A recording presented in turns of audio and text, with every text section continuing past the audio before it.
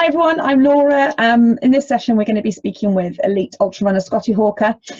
Scotty, in his own words, had a 2019 season to remember. Some of the highlights included first place at Maesalong Ultra, third place at the Lavaredo Ultra Dolomites, second place at the Grossglockner Ultra Trail, third at UTMB, and finished off with first place at Maesalong Trail, incredibly managing to keep the DNF record intact for the season. Quite a year. Scotty runs for Vibram, Camelbak, Kailas and Naked Running Band. Born in New Zealand, now spends much of the year on the road with his wife and young daughter. Scotty, thanks ever so much for joining us. No worries, yeah, thanks for having me. So before we start with the sort of nitty gritty, can you just tell us a little bit about your background, where you grew up, and how you got started on this running game? So I'm from New Zealand. I lived there until I was about 24, and then once I finished my degree in outdoor education, and then it was the plan to move to Australia with my wife Liz. Her family's all based in Western Australia, so sort of the last sort of 5 years since we kind of left Perth, we've been living a bit in the Blue Mountains and just in New South Wales, which is another beautiful spot. And then the last, I think, just about three years now, we've been kind of travelling full time, I guess, spending more or less 6 months between New Zealand and Australia, and then the other kind of 6 months of the year is normally spent in Europe, training and preparing for kind of all of my races during the season. So we had our daughter Sienna. She's nearly 3.5, and sort of once that kind of, I guess, dynamic came onto the scene, the idea of me kind of being away for extended periods of time for races and training and stuff wasn't really something I was super keen on. And even before Sienna, Liz and I have always been really close from day one. We've always kind of done everything together. So the idea of spending time away from her and then obviously time away from a baby wasn't going to be something I was wanting to do. So we decided we'd pack our bags and see what we can make of it. And it's just been an amazing adventure. We survived the first 6 months over here. Definitely an adventure and some testing times, but it was just a awesome experience. And for me to be able to kind of train over here and race over here it's just sort of meant my progression has just kept on going basically, and sort of put me in a position now where hopefully I can keep doing it. But it's in a position now where I guess I can compete with some of the the best endurance athletes in the world at these big crazy ultra marathon races over here in Europe. So it's kind of been a bit of a plan, and so far it's going pretty well, but it's still early days, so there's plenty more to go. Yeah, I like that. One big adventure. So have you always run? I guess in a way, yes. I didn't do track or anything in school or anything like that. I kind of made the school cross country team in high school kind of by default, because there weren't enough guys to kind of like make up the team, and I was kind of like the fit like soccer player or football player. I was pretty fit. I played soccer quite competitively when I was younger, but I wouldn't have called myself a runner in a million years. And then it kind of just seemed that as I got a little bit older, and I just, for some reason, just sort of got excited about doing a marathon. And so when I was 17 in my last year of high school, to be honest, it was more just I thought it'd be pretty cool to tell my mates at school that I was, running a marathon. And I managed to get like an exemption from the organising committee of the Christchurch Marathon, and they let me basically run the race as a 17-year-old, and they could kind of. I had a guy from one of the local running clubs that we knew as a family friend basically told them that Scotty should be okay to do it and he's not going to fall apart and this sort of thing. So and just sort of that experience as a 17-year-old was just like, I still look back now and think, far out, like what was I doing there? It was just crazy, but it kind of just, I've always, and when I was playing soccer, I always used to enjoy soccer because it was kind of like the longer the game went on, the kind of better I got, in the sense that I was always able to kind of keep running around and keep chasing after the ball and run up on attack and come back on defence and all that kind of stuff. So, and that, I guess the natural progression from that was just to, start running a bit more. And then, I've always kind of been in and around the trails and in and around the mountains, even from when I was younger.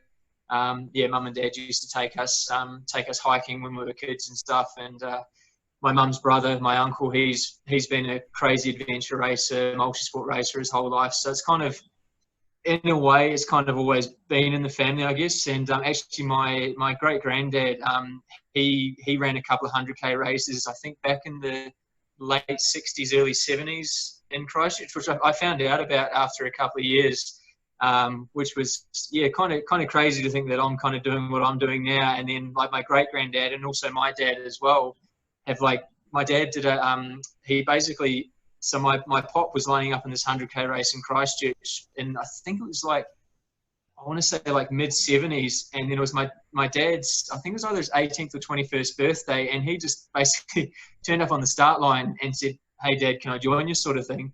And so they ended up running this like 100K race now, and to think that like I'm kind of, you know, doing the sport that I'm doing now, and there is that kind of like history back in those days when, you know, I think I've seen a photo like in one of these like historical ultra running books, and, you know, there's like 12 people on the start line, you know, sort of, you know, just, you know, 3, 2, 1, go kind of thing. So I guess it was almost, if you kind of look at all of that kind of stuff, it was kind of like inevitable that I was going to somewhat stumble into kind of ultra running, but just having that kind of family history it's pretty cool to really to look back on.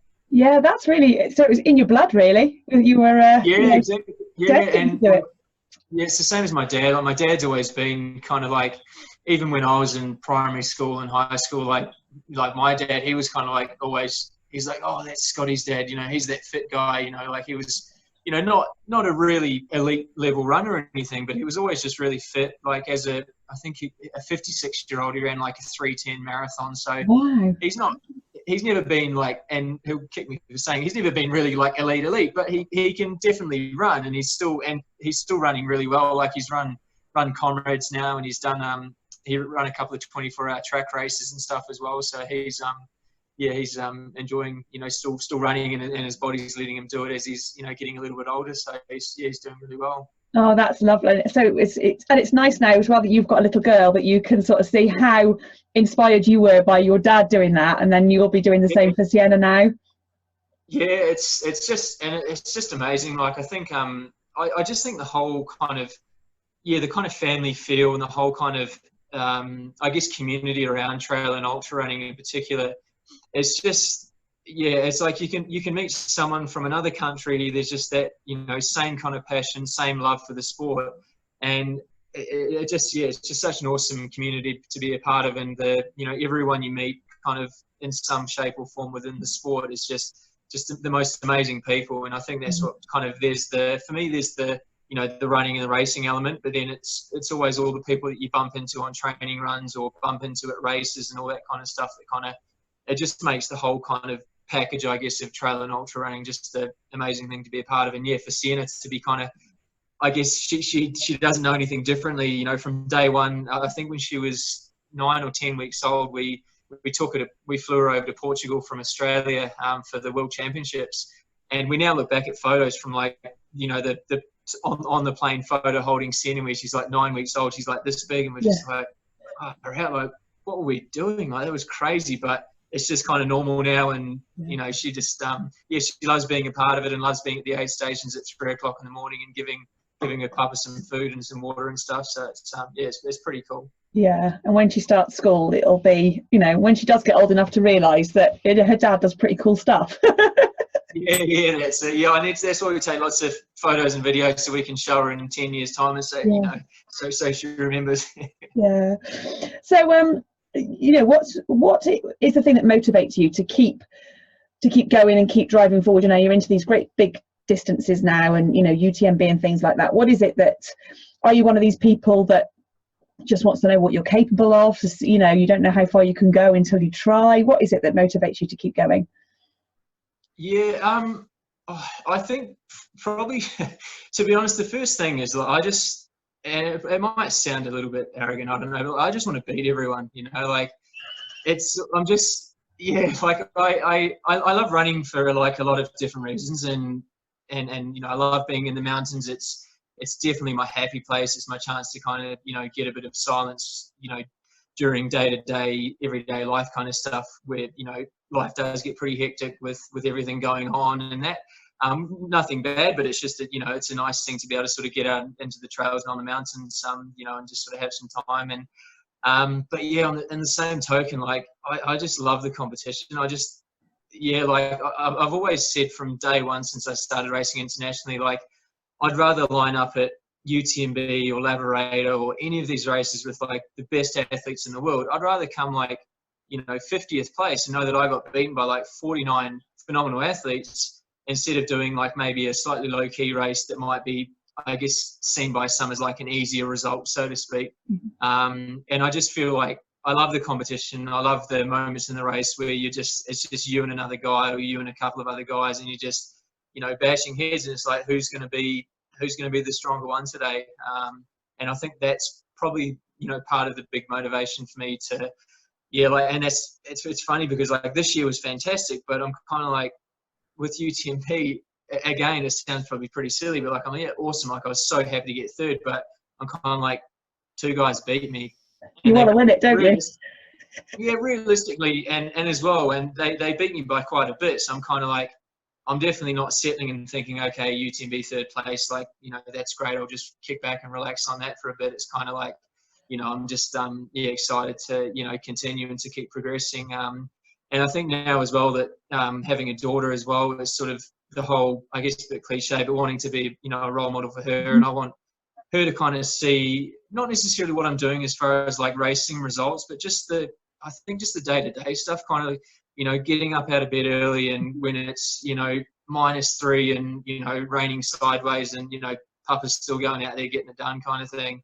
I just hope that, that kind of stuff she can kind of see, and hopefully that'll somewhat, you know, help to kind of shape her and who she is in the long run, which is hopefully it's a good thing. I mean, ultra runners are a crazy bunch and I'm definitely one of the ones included, but I think all of that kind of stuff is, you know, stuff that's, having her now as well is definitely motivating. And as well, and during races as well, it kind of, a lot of the times in races, and in all of my races, you know, since we've had Sienna, it's kind of like, I don't want to be having all of this time away from Liz and Sienna to get to these like kind of crux moments in races and then just kind of wave the white flag and go, oh, you've done pretty well. It's pretty hard. I'm pretty tired. I'll just call it a day. It's kind of like, no. You've got, you know, you've invested a lot of time away from, you know, the ones that you love. So, you know, make it count kind of thing. So, it's, it's like you've saved up for that moment, you know, all that training was all that saving that you did. And when it comes to cashing it in, you don't, I know exactly. I've got 3 little girls and when I was training for my marathon, I said I wanted them to see me getting up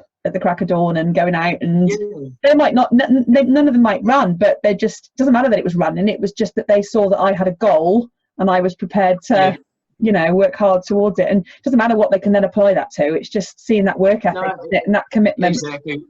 And that's the thing, like with it, like, I mean, that's what I was saying, kind of like results aside, like, don't get me wrong, results are nice and finishes, medals and trophies and like whatever. And don't get me wrong, like when I'm older, I'll probably pull them out and show Sienna and say, Sienna, look how awesome your papa used to be 40 years ago. But it's kind of like you say, it's the day-to-day kind of stuff. And just for me wanting to be, you know, the best father that I can be for her and sort of, just sort of hopefully, you know, sort of show her some ways of doing things and instill some kind of, you know, ways of doing things and that whole like kind of work ethic stuff. And to be honest, that's just stuff that's been passed down to me from my dad from, you know, from basically day one. As long as I can remember, my, you know, dad was always working his butt off at work. He was always, you know, out there.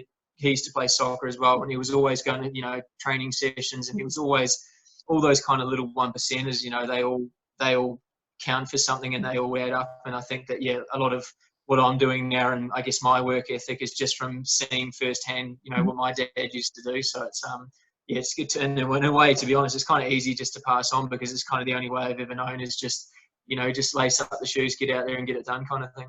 Yeah. What's been one of the biggest challenges you've, you know, faced on this sort of journey that you've had to get to where you are now, and how has it sort of changed you? 2018, it's kind of funny now because after the season that I have had this year, it feels like 2018, like it might as well have been 10 years ago. Like it seems like in a way it was a lifetime ago, but basically in 2018, I think out of maybe 7 races. Like I DNF'd 5 of them, and the 2 that I did finish were like, from a performance perspective, like they were way behind where I kind of realistically should and normally are, I guess.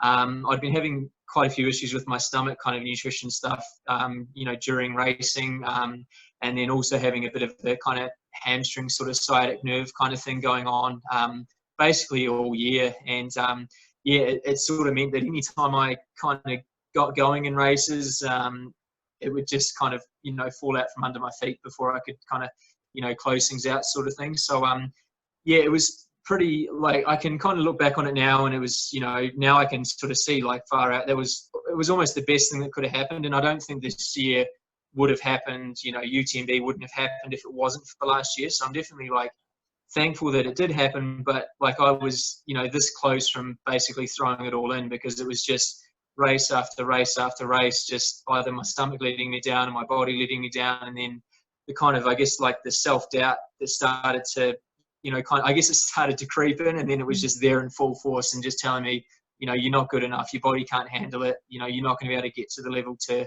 where you used to be and where you think you might be able to be. Like, it just felt like that was just so far away sort of thing. So towards the end of 2018, mentally, the whole season was just a train wreck, and then mentally it was just kind of not necessarily sort of defining myself as a runner as who I am as a person, but it was a big part of kind of who I am and what I do, and kind of having that almost taken away and not having that as something that I can kind of be proud of and, enjoy doing.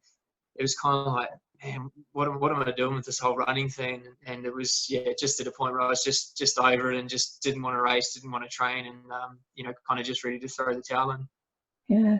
But you think you probably almost needed to get down to that point to make you then sort of properly reassess everything, I suppose, so you could start climbing back up again. Yeah, exactly. And I think that's the thing, I say to a lot of the clients that I coach and people that I talk to, with training and racing, like, if a race goes perfectly well, you learn a bit, but not a whole lot, because when things are going well, it's kind of like, well, what do I kind of take from that? Okay, like, that went well, replicate that next time kind of thing. Whereas when things don't go well, it's like, far out, like, man, I can learn a lot from this experience. And I think it was 2018, and it was kind of like, and I don't want to say now that I'm getting older, because I'm only 32, so I'm definitely not getting old, but it was kind of like, hey, Scotty, like, you're not 18 years old to get, you're not just going to bounce back from, all of these kind of things that you're doing quite as quickly as what you used to. And again, I'm not 60 years old and properly starting to slow down yet, but it was kind of just a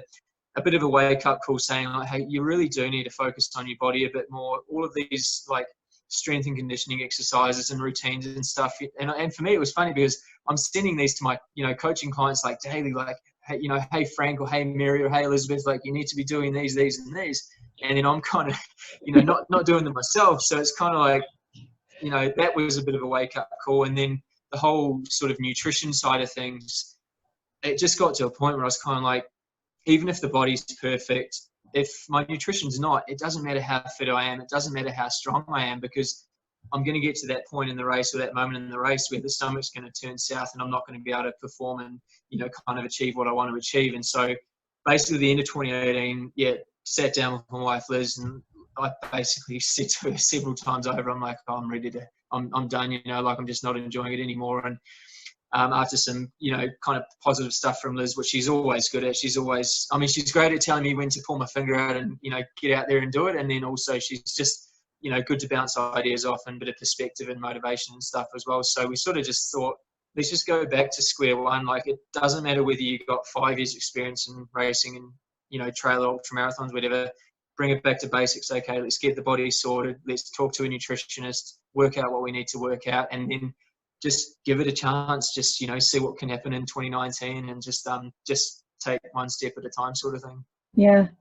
And like you say, now looking back, perhaps if 2018 you'd just been okay, it wouldn't have made you do that, and you wouldn't have then had the 2019 season that you had. You might have just carried on sort of muddling along, and not, Yeah, exactly. And it's kind of been, and I've been kind of saying it to kind of people close to me, with family and friends and stuff. Like, even, it's kind of been in a way strange that over the last probably 5 years or so, I've been competing in, you know, big international races with Lavaredo and Cape Town and Ultra Trail Australia and Tarawera and all of these big kind of global races. And it's almost been like every single race, not that there's been an excuse, but there's been something kind of pretty substantial that's kind of really limited my performance.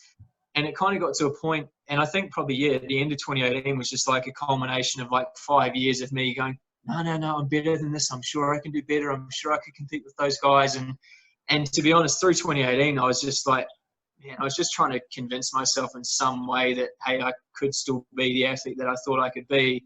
And yeah, it wasn't until I really got back to basics and then just had some, I guess, some really honest, you know, kind of look at myself in the mirror and said, like, kind of, you know, how much do you want it? You know, like, do I want to look back in 10 years' time and go, man, what could have been? You know, like, I wonder what I could have been capable of and all this kind of stuff. And so that was kind of like the real kind of get the ball rolling kind of moment. Was like, okay, let's get a few things sorted, start, you know, treating things a bit more professionally. You can't just go off, you know, kind of talent or stuff that you've been passed on from your parents or whatever along the bloodline somewhere. Like, you've actually got to, you know, pull finger here and work hard to get the results, because the whole sport in general over the last, you know, 5 to 10 years has just, it's just gone far more professional than it was. And the level of athletes, the caliber of athletes now is just phenomenal. You know, you're seeing it across all distances, all terrains.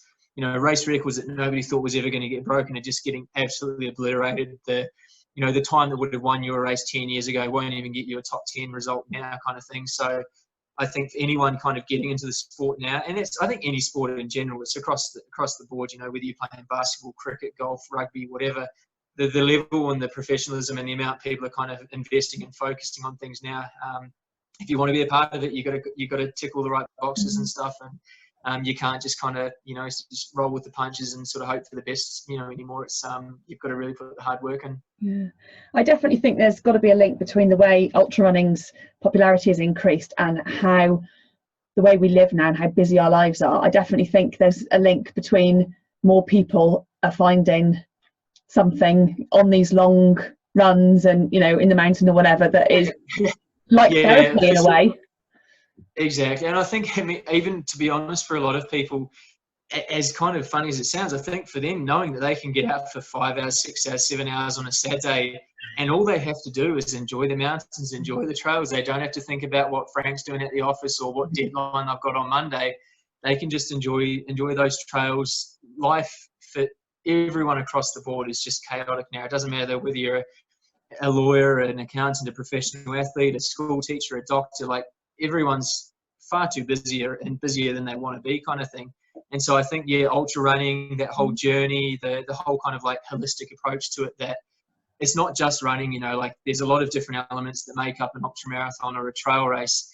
And I think there's obviously different elements to it, but the whole kind of like health and well-being side of things as well, I think that's becoming quite a, you know, sort of prevalent and important part of the whole kind of picture for a lot of people, in the sense that, you know, they can get fit, they can go and do a crazy race, they can rock up to the office on Monday showing their medal that they got on the weekend, and, you know, and all of that tied in is meaning that they're a healthier person. You know, they're kind of becoming better versions of themselves, and hopefully, you know, putting them on a path that they would, you know, much rather be on, sort of thing. There's something very therapeutic about just having to think about where you're going to put your foot next, isn't there? And you know, that's all you're thinking about, and you just realise that for that last hour or whatever, that's all you've been concentrating on. It's that was going to be my next question, actually. Do you find that your ultra running has changed the way you tackle sort of other elements of your life, the way you approach other things? Yeah, I think it's for me. I think for me now, like, and probably, yeah, racing has helped kind of make this become kind of more important, I guess. But just having fun with things, you know, like, you know, there's just so much stress in life, whether you know, paying off a mortgage or paying off a car, or you're studying and trying to pass a degree, or all of these things that, you know, we're kind of exposed to during life. And for me, like, trail and ultra running, like, I always just bring it back to, like, I'm doing this because I enjoy this, and I want to have as much fun with this as I possibly can. And so, yeah, for me, it's just about kind of like almost transferring that to daily life, in the sense of, like, you know, the whole cliche, like, seize the day, enjoy yourself as much as you possibly can. And like, yeah, it's pretty cheesy, but the reality is like, regardless of what culture you're from, where you're from, we all want the same thing. You know, we want happiness, we want to have options, we want to have choices, and make memories with, you know, the ones nearest and dearest to us. And so I think for me, just being exposed to the trails, being exposed to the mountains, they kind of, yeah, just put me in a really good headspace, in a kind of happy space. And I know that when I'm kind of enjoying myself in that part of my life, everything else seems to be a lot more in balance. So it's definitely, yeah, just trying to find balance, and just realizing that, like, I mean, like in an ultra marathon, you know, there's times that are going to suck and you're going to want to throw the towel in. But, you know, if you focus, take a slightly different angle of attack, or think about things differently, you know, whether that's a way of coming up with a bit more money to, you know, do this, or, you know, to find ways to do that kind of thing, is definitely, I think there's definitely a lot of crossovers with, you know, the couple of things. Yeah, definitely. I would agree on that. Do you have a favourite race distance?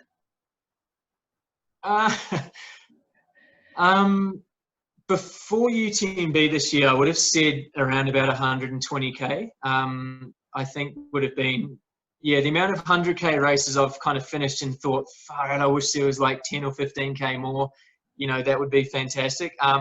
But yeah, I feel like, yeah, 100-mile distance is definitely going to become kind of the distance that I kind of excel in and enjoy the most. And again, for me, it's just kind of like, it's a distance where the distance is an issue, in the sense of, you can't just rock up to a 100-mile race and think, all right, I'm only focusing on getting first place, there's nothing else. Because, you know, 100 miles is 100 miles. It's like, it's a really long way. So for any athlete, whether you're trying to win UTMB or just trying to finish UTMB or any other race, you've got to respect the distance. But in saying that, 100 miles now, and just with the level of competition and the development of athletes and their abilities, like, you are still running a lot of the way. So it's a kind of like an ultra endurance kind of distance, but you're still running fast on some of the downhills, and you're still moving overall pretty fast over that kind of distance. So I think, yeah, the more and more I start to understand the 100-mile distance and understand how my body and mind are kind of,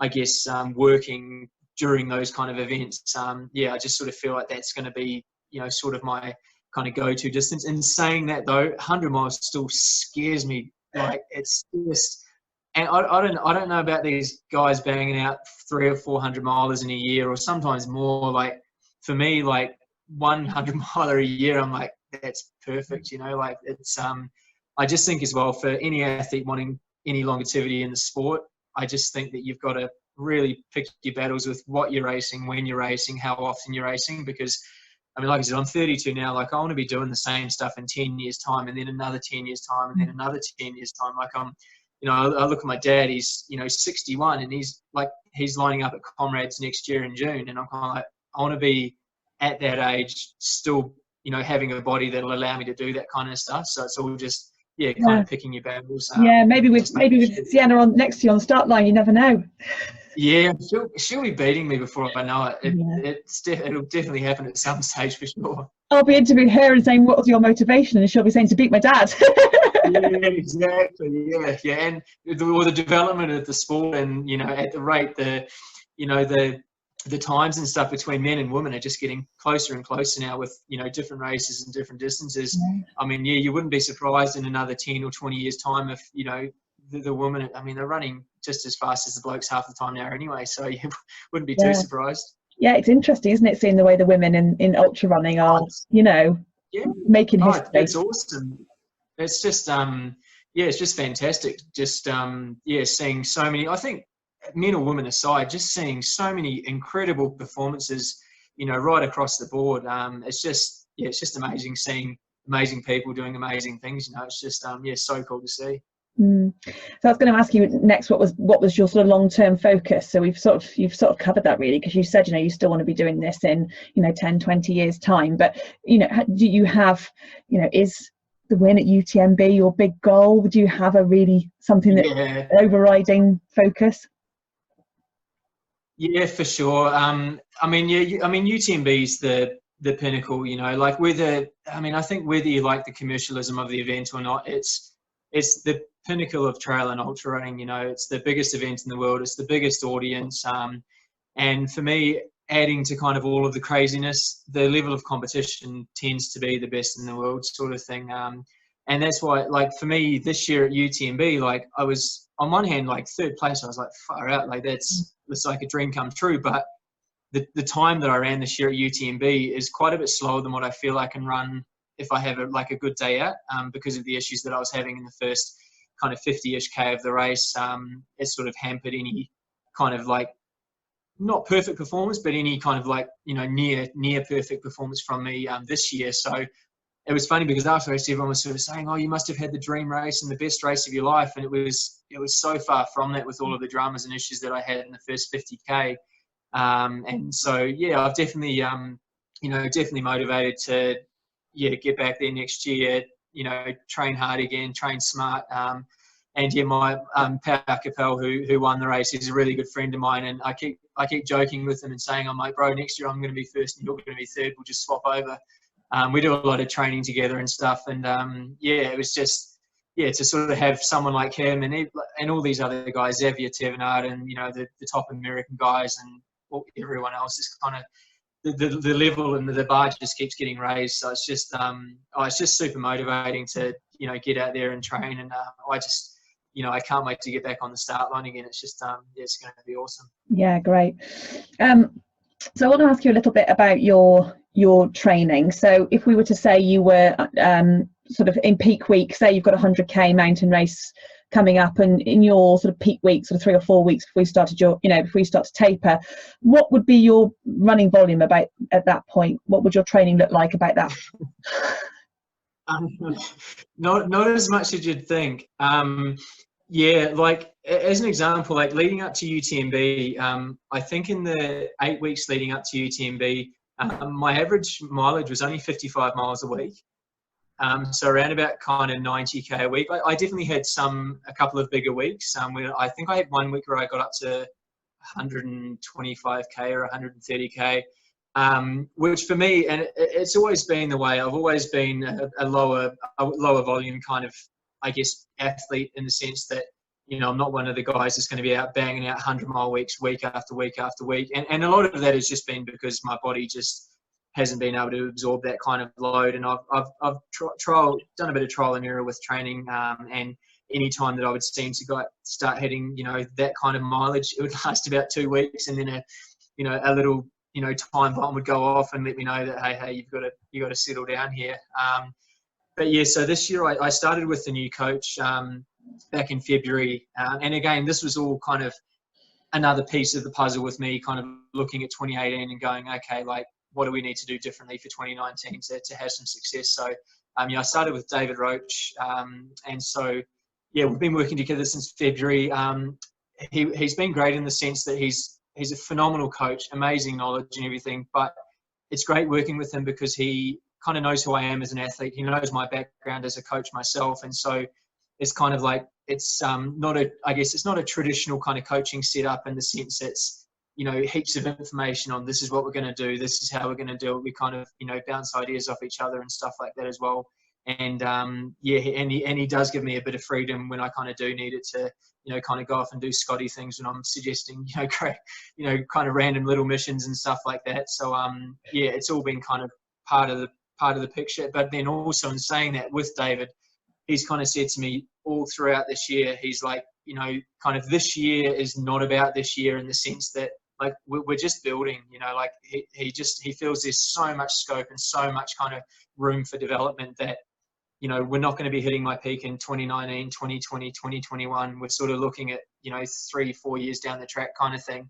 And so, yeah, it's kind of, and for both of us, we've been chatting about it since UTMB. He's just like, just still shaking his head and just going, it's just the thought of the future kind of thing based off what we did do in training. And it's just, and for me as well, kind of like knowing what I did do in the performance that I had, I'm kind of like, far out, like, this is just the beginning again, sort of thing. So it's it's pretty exciting. And it's really interesting, actually, isn't it, to see with ultra running. I think it's probably one of few sports where you do see that peak. It isn't until quite a long way down the career for a lot of people. It's not like, you know, track athletes where they're, you know, and I think so much of that is because it's about more than the physical fitness, isn't it? It's, you know, the whole, yeah, it's the top 2 inches, and I find it funny sometimes, especially coming from New Zealand, and obviously, you know, rugby is such a, you know, rugby and rugby league are massive sports, and like you see in the news, it's like, you know, such and such is retired at 31 years old. I'm like, 31? I'm like, man, I'm only getting started, and I'm 32, you know, like it's just funny how the sports are so different. But I think because trail and ultra running in particular has such a massive mental component to it, it's kind of like you can't be expected to hit your peak, you know, in your 20s. You know, there are going to be freak athletes that are going to come along. I mean, you know, Kylian Jornet and even Power, you know, Power's 28. So there are some dudes that are going to come along and just kind of throw all that theory out the window, and their potential is kind of even scarier. But I think as well, like as much as, you know, the sport is getting faster, I think it is a kind of an old man's game in the sense that, you know, a few more years, the kind of experience that you've had, you know, more conditioning in the body and stuff. I think it's that reason that, you know, you sort of see a lot of the time in the top 10 for the biggest races in the world, you know, it's guys that are, you know, early 30s, mid 30s, late 30s kind of thing. So, and that's part of the reason why as well, for me now, like kind of along with David, my coach, we're kind of like picking and choosing what races we're going to do, when we're going to do them, because, you know, I'm kind of still looking at it thinking like, you know, I've still got at least hopefully 7, 8 to 10 years of hopefully being at a, you know, sort of at a level where I can be standing on hopefully any start line in the world, you know, legitimately pushing for, you know, the podium or the win if, you know, things go really well, sort of thing. So it's all a process. So just thinking about, you said that you found that working for you is keeping your mileage relatively low for someone, you know, with a, you know, and you know the accolades that you've had. I would say it's low.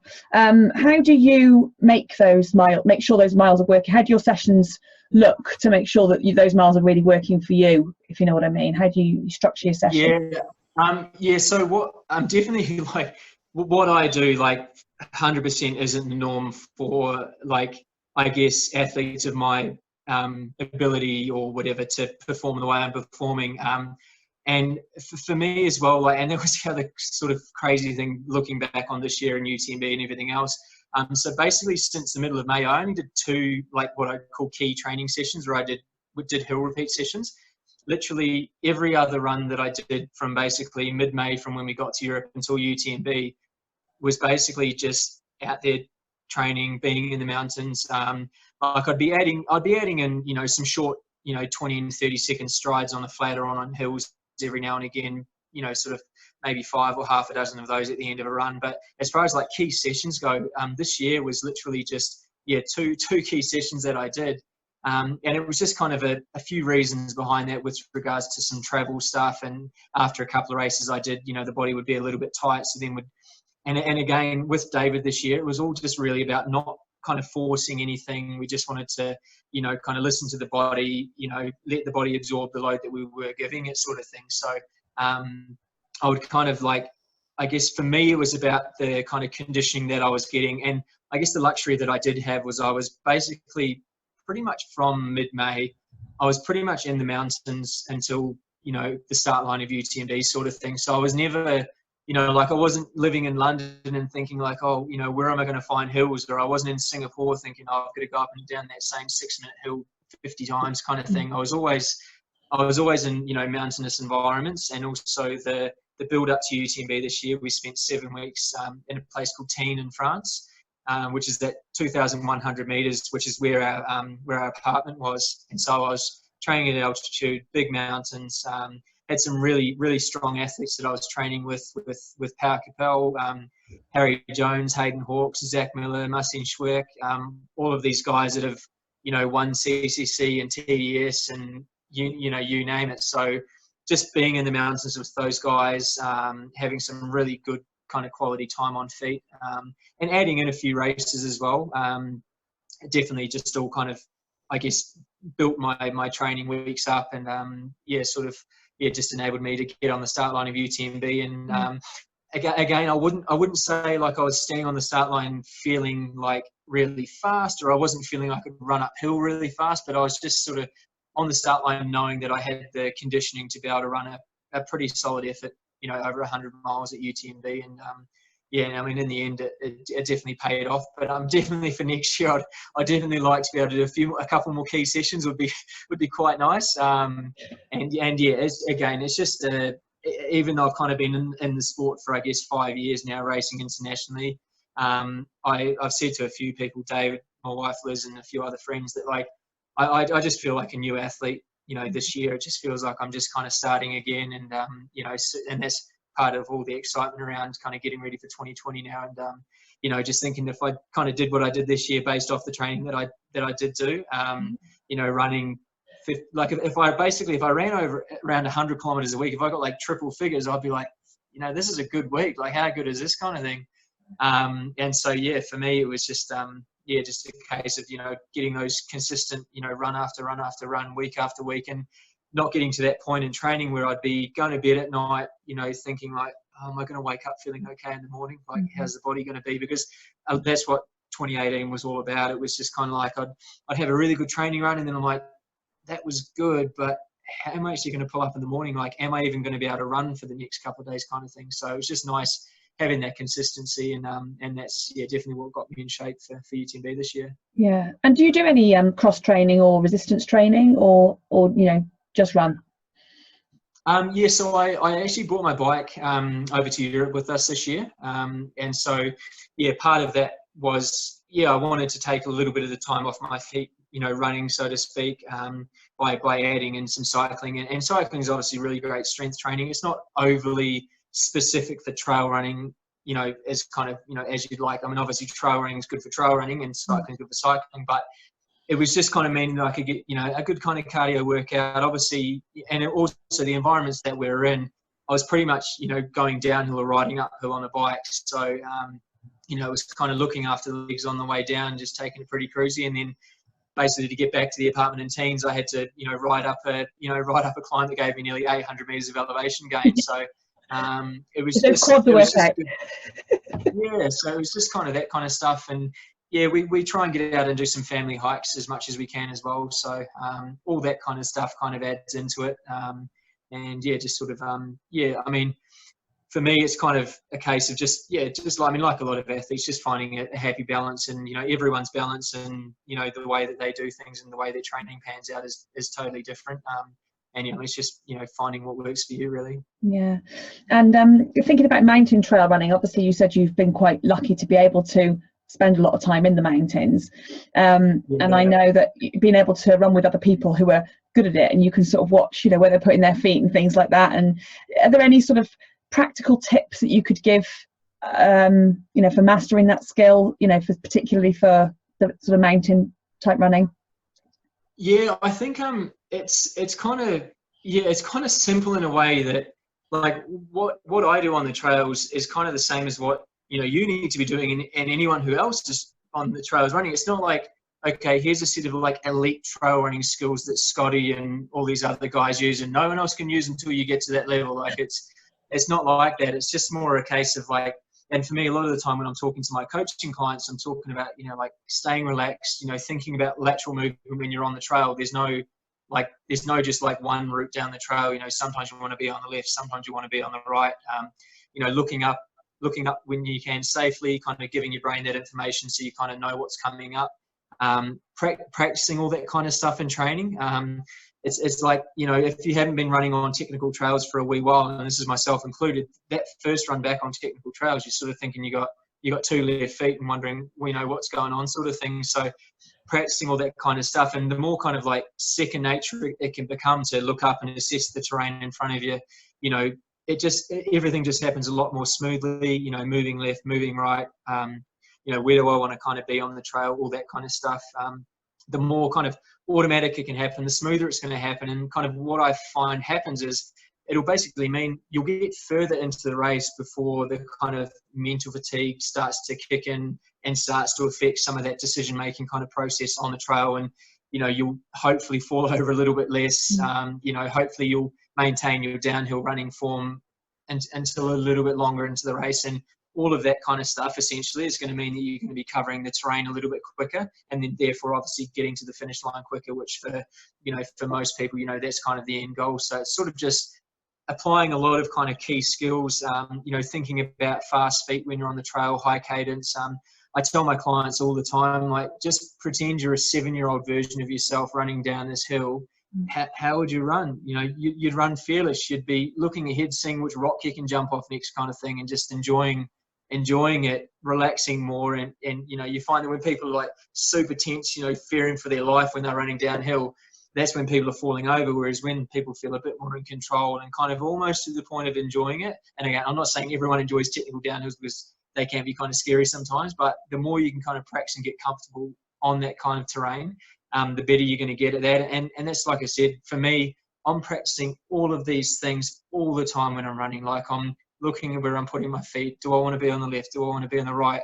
You know, thinking about transfer steps, you know, not necessarily putting my foot down on the trail, needing a, you know, rock solid platform to then move the next kind of foot forward. Sometimes you're literally just transferring your body weight forward, because at the end of the day, running is essentially going from point A to point B. You're not going from, you know, point A to here to take a photo, to stop, and then to continue. You know, it's a linear kind of movement sort of thing. So not necessarily always looking for the perfect foot placement to put your foot on. Sometimes it's just touch that rock, transfer your body weight, move forward. You've already looked ahead, so you know where your next foot's kind of going to be going. And all of that kind of stuff makes those kind of technical, scary sections hopefully not quite as scary, and you can kind of get through them, you know, a bit smoother, a bit better, and then move on to, you know, whatever's coming up next, sort of thing. Yeah. And how do you ensure that you're, you know, that you're running with good form, especially, you know, when you're getting tired? And, you know, do you mentally try and make a note to check yourself, or can you feel if Yeah, and that's the thing. And like, there's a lot of kind of form kind of cues and things that I'm thinking about. And again, like, the more that you practice checking in on your form, checking in on how your body's going, how's my nutrition, how are my feet, you know, how am I, like, what are my shoulders doing, everything, all that kind of stuff.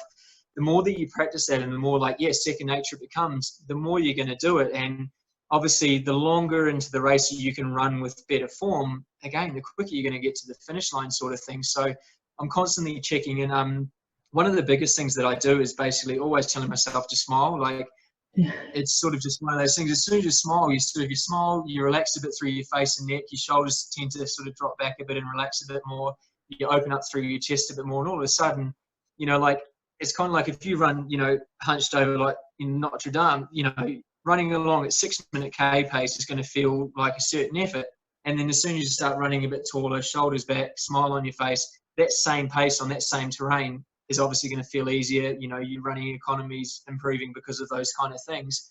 And so, yeah, again, it's something that I'm constantly practicing on. It doesn't matter, even the winner of UTMB, even Power winning UTMB, or Killian or Francois or Xavier, any of these guys, like, you could ask any of these guys and they're all focusing on their form. They're all thinking about their technique. They're all, you know, practicing and dialing in their, you know, form on technical terrain and all that kind of stuff. It's not just a case of, you know, you get your fitness to a certain level and then you can kind of forget about all that kind of stuff. It's a constant, you know, kind of work in progress, and, you know, always trying to kind of be better, more efficient, you know, all those kinds of things. Yeah, and I love the thing about smiling as well, because there is like a whole science to back it up, isn't there? That if you it's I'm always telling people to smile more generally. Yeah, exactly. And that's the thing. I read an article, must have been about 5 or 6 years ago, from a guy, Hal Kerner, from the US. And I can't remember the exact words he said, but it was basically like, you know, the feeling that you're going to get from smiling, like, your perceived effort is, you know, is obviously things are going to start to feel a bit easier. And then also, like, the energy that you're going to get back from other people that you kind of like interact with on the trail, whether it's other competitors, whether it's aid station volunteer staff, all that kind of stuff. Nothing bad can come from smiling in a race. You know, like, you know, your finish line photos are going to look way cooler than what they would have if you were grimacing, you know, all that kind of stuff. And so, yeah, I mean, I say to myself and people I coach as well, like, you know, pretend there's a photographer around every corner, because you're going to smile. As soon as you smile, you know, okay, it's not so bad. I'm running on a beautiful trail, you know, like, it's kind of, you know, and for me, it all comes back to, like, you know, I'm choosing to stand on the start line of UTMB, you know, like, I'm choosing to line up in these races, and everyone's doing that. No one's, you know, got a gun held to the head saying, oh, you must run this 100-mile race. It's kind of like, you know, you're choosing to do it. And obviously, you know, some moments are going to suck, you know, throughout the race, and you're going to, you know, question whether you actually enjoy running or not and why you're doing it all. But I think it just goes back to that you know, we're doing it because we enjoy it. You know, there are going to be hard moments, but, you know, the more fun that you can have during a race, I guarantee every single athlete out there, if you have as much fun as you possibly can in a race, you're going to get that much closer to your kind of, you know, optimal performance, I guess. And that's something that I'm just always thinking about, you know, myself. Just smile, enjoy it, embrace the low patches, because, you know, there's hopefully going to be some good moments coming up pretty soon. Yeah, absolutely. You mentioned a bit earlier on that in 2018 you had some problems getting your nutrition sorted. Presumably this year that you've managed to overcome some of those problems. So can you give us a bit of an overview of your nutrition and hydration during a race? Anything you particularly like or that works for you? Yeah. So I think for me the biggest change this year was incorporating more solid food. It had kind of, I basically had gone probably, I guess, 3 or 4 years of having relatively good nutrition, in the sense that, you know, like you could make me a steak and cheese pie and I was probably going to eat it and not have any problems on the trail. You know, you name it, I'd eat it, kind of thing. And, you know, for whatever reason it was, whether it was flavor fatigue or just sick of taking gels and, you know, sports drinks and all that kind of stuff. It just got to a point, you know, in my races last year in 2018 where it sort of was like, man, I just get to a point in a race where my stomach just starts waving the white flag and has had enough, you know, of all the, you know, kind of sugary drinks and gels and chews and all that kind of stuff. And so I spoke with a nutritionist, Stephanie Gaskell from Australia, and she's been specialising in endurance sports and working with endurance athletes for quite a while, and does a lot of research and testing specifically for kind of ultra endurance sports. And we just kind of came up with a bit of a game plan and started to test a few different kind of foods. And so basically the Hong Kong 100 at the start of this year was kind of like the first kind of like test, I guess, with this like new nutrition plan. And again, like I was even standing on the start line, I was thinking, like, how's this going to go? Like I've been using it in training, it had been going pretty well, but race day intensity is always, you know, is always a bit higher. And so yeah, it was basically incorporating like sushi rice balls, just made into like a kind of about the size of a golf ball, with a little bit of avocado, a little bit of salt, and just putting in like a tiny little kind of snap-lock bag. That way it was basically portable and I could kind of eat it on the go kind of thing. I was having mashed potato balls, again, the same kind of size, basically just potato, a drizzle of olive oil and a tiny bit of salt, incorporating some sandwiches with peanut butter, you know, bananas, and yeah, just sort of making my kind of like main component of my like race nutrition plan was the solid food. I was still having drinks, I was still having gels, but a lot less of those kind of products than what I was kind of using in the past. And even at the intensity of racing, you know, 100K race at Hong Kong, 10 hours of running, it was just food that just seemed to work. It was just really simple. It was easy on my stomach. It got to the point where I was like looking forward to eating a mashed potato ball, just because they were, you know, the savory kind of salty was, you know, working really well. And so, yeah, sort of by having that as the kind of main basis of my nutrition plan, and then still adding in gels and adding in sports drink throughout, it just seemed to be a sort of you know, a plan that was working a lot better for me. And so, yeah, I still remember the feeling when I got basically, I think it was 60 or 70K into the race. My stomach was good, and I knew that I was going to be able to actually finish the race. That feeling was just absolutely incredible. Yeah, I bet.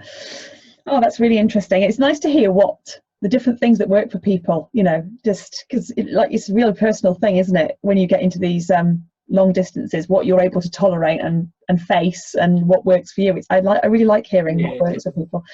Okay, so I've got some last 4 questions before we wrap up. What do you believe are 3 characteristics that help you to be successful in ultra running? I definitely think like the mental capacity, like having, you know, mental kind of strength, because like I said before, it doesn't matter how fit or strong any athlete is. Like every single athlete gets to the moment in the race where, you know, you're at a fork in the road and you can either go left and kind of take the easier option and, you know, call it a day kind of thing, or you can, you know, go right and basically just, you know, give yourself an opportunity to, you know, kind of do something special. So I think, you know, the mental kind of resilience, you know, during races is definitely a big part of it, because it's not a case now of, who's the fittest, who's the strongest, they're going to win. There's so many, different dynamics and elements to it that, make up whoever's, going to win the race or get on the podium. And yeah, I think genetics as well, probably, to be honest. Like I sort of said, my dad's always been a pretty fit dude, and ever since a young age, I just, seem to be one of the, fitter kind of kids running around the soccer pitch. So I'm definitely, thankful that I've been, passed on some of those kind of endurance genes, I guess. Yeah, I think probably the last one would just be willing to work hard. Like nothing comes easy. Like anything worthwhile is going to, give you moments where you're questioning yourself, you're saying how hard it is, you're saying, I can't do this, and all of these, moments, I guess, during that whole kind of process and journey. So I think just having the, like the ability to just, go, well, I'm just going to do whatever I need to do. I'm going to fight as hard as I need to fight to get the job done, kind of thing. And that's in training as well, rolling out of bed when you can hear the rain, pelting down on the roof, and then, come race day as well, like I said, sort of just any hurdle that you get put in front of you, you just go, what, this is just something else I'm going to get over, and hey, it's going to make the story that I tell after the race that much cooler because, this happened or that happened or whatever else. So it's all part of it. Yeah. And if any of our audience who are just considering starting out ultra running, perhaps thinking about entering their first one, what would be one piece of advice that you'd give them? Pick a short race to start with, please. It's, yeah, like this whole ultra running kind of hit cool, like, oh, I'm going to run 100 miles, and the only other race I've done was a 5K park run. Like, just, yeah, I think people are just getting so carried away and crazy, and they want that, buckle or medal or whatever. I think regardless of whether you're 20 years old and kind of starting out with your first ultra, or 60 years old and starting with your first ultra, it just needs to be a kind of controlled and balanced kind of progression. Don't get me wrong, it's cool to do crazy stuff sometimes, and it's all part of the enjoyment and excitement, but I think for a lot of people it's just it's important kind of like long term, and also just for people's pure enjoyment. Like, okay, like if you've got a fitness level, you can probably stand on the start line of a 100K race and you're probably going to get it done barring no disasters. But man, like, how much are you going to actually enjoy that moment? And are you actually going to want to put a race bib on again and kind of do it again, So I think for people, it's just realizing as well that, like, don't get me wrong, like, ultras are cool and they're so, like, they're hip and they're in at the moment. But, running 30K races or 20K or 50K, or, they're awesome distances to run as well. And you still get to experience amazing trails, beautiful scenery. You're going to get to see, places that people sitting on the couch aren't going to see. You don't have to run 100 miles to kind of have that, kind of trail and mountain experience. So, yeah, definitely, yeah, start small, and you can progress from there. Yeah. And what about any of our audience who might already be quite established ultra runners, but they're looking to progress further, whether that be to, because they're wanting to compete, actually turn up as a competitor, or perhaps go and break into bigger distances? Any particular advice you'd give them?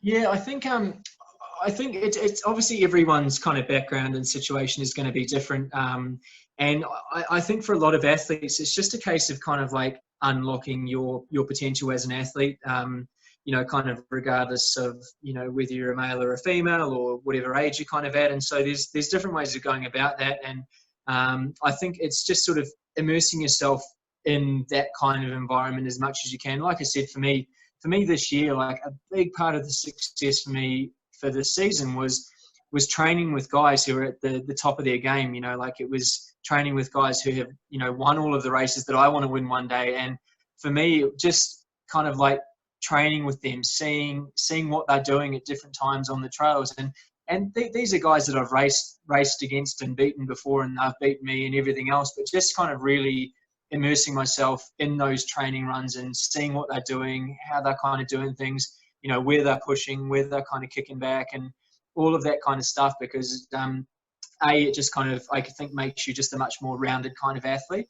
and then B, just the confidence you're going to get from that. You know, like for me, I remember finishing training runs, and like we've been doing on the UTMB course with Pau and Zach Miller and Marcin Schwerk and Harry, and I just be thinking, finishing, going, and how cool was that? Like, I kept up with these guys today. Like that was awesome. You know, like I want to do that again. And so it just sort of instilled this confidence in me that, okay, like, you know, this is good. Like I'm able to hang with these guys, and I'm feeling, you know, pretty controlled. And for me to take that confidence then into the UTMB race itself, you know, like I wasn't scared standing front and center of the start line of UTMB. I had the confidence. I knew who I was racing against, but I knew that, you know, we've all got 2 arms and 2 legs, and I've been training with guys of this ability. So I think for people kind of like wanting to kind of maybe take that next step, that kind of stuff is, you know, a big part of it. And then again, like I sort of did this year, even though I have been coached off and on in the past sort of few years, I think, you know, finding a coach that you really kind of gel with and work well with is, yeah, again, it's a massive part of, you know, your development as an athlete. And again, it's just hopefully going to unlock potential that, you know, you probably didn't even realize that you had. Yeah. Did you find it difficult to, you know, after sort of coaching yourself for so long, to sort of give up a bit of that control? Did you find it hard? Yeah, and I said to David in the beginning, every week, you know, would be every day rather, we're chatting, and the first couple of weeks I was like, bro, this is weird. Like, I don't know if I'm enjoying being told what to do. Like, this is, you know, and sort of it was just a dynamic that I wasn't used to. But in saying that, like, I trusted David 110%. I just felt like, I mean, I've only known him since February. I feel like I've known him for the last 20 years kind of thing. And so I think that part of the kind of coach-athlete relationship is really important. And you know, working with a coach who doesn't necessarily just want to make you the fastest runner that you can become, but they want to see the kind of overall growth of you as an athlete and you as a person as well, to be honest, because, you know, and I try and do it with my athletes, and David definitely does it with me, and he's helping me with a lot of other kind of areas and elements in my life other than just getting as kind of fit and as fast as I can. So, yeah, I think it's important to, you know, have someone, and again, as far as I know, you know, I'd say probably 90% of elite level athletes have probably all got a coach. There's probably going to be a few that are kind of doing their own thing, and that's totally cool. And if that's a dynamic that works for them and they're getting results and they're happy, then that's absolutely fantastic. But I think even as a coach myself, it's kind of easy for me to just, you know, rock out and do whatever I want to do or whatever I feel like doing, not necessarily doing what I want to be doing. And for me, with David, it's basically him saying, no, Scotty, that's not a good idea. That's not a good idea. Because for me, kind of like looking at what I want to do, and whereas for me, looking at my athletes programs, it's so easy as someone kind of stepping back, taking a more kind of holistic look at things and going, okay, well, this is what we're going to do when we're going to do it. And so, yeah, for me, basically just having someone calling the shots, telling me what races I'm going to do and what I'm not going to do, telling me also, even like I was saying with Lavaredo Ultra Dolomites. So yeah, David said to me, he said, no, we're doing the 87K. And I was like, oh, please, please, please, can I please do the 120? And he's going, Scotty, you're not doing it. You're not doing it. I was like, please. So we must have had about 10 emails to and fro. But yeah, in the end, I thought, you know, I'm working with you for a reason, so I should probably listen to you. And again, it's some of those, just those small decisions to either, you know, do a race or not do a race, or picking a certain distance. And that was all a part of the reason why I had the season that I had this year. Yeah, and I quite like that analogy as well. If when you've got a coach that you trust, and like you said, you've got that good relationship with, that you can concentrate on your job, and you haven't got to understand the whole organisation. You just, because the coach is doing that. You know what I mean? I like that sort of analogy. Yeah. Okay, I think that about brings us to the end. Oh, it's really fascinating. Thank you so much, Scotty, for giving up some of your time to talk to us. It's really, I'm sure it'll be invaluable. So everyone, we'll put all the links so you can go and follow Scotty online and keep up with what he's doing and what 2020 is going to bring and onwards for the next 20 years or however long. And then, like I say, we'll be following Sienna then. See what she's going to be doing next. Yeah, exactly. Yeah, I'll be support crewing her, I think. Yeah. So thanks ever so much, Scotty, and thank you everybody for joining us.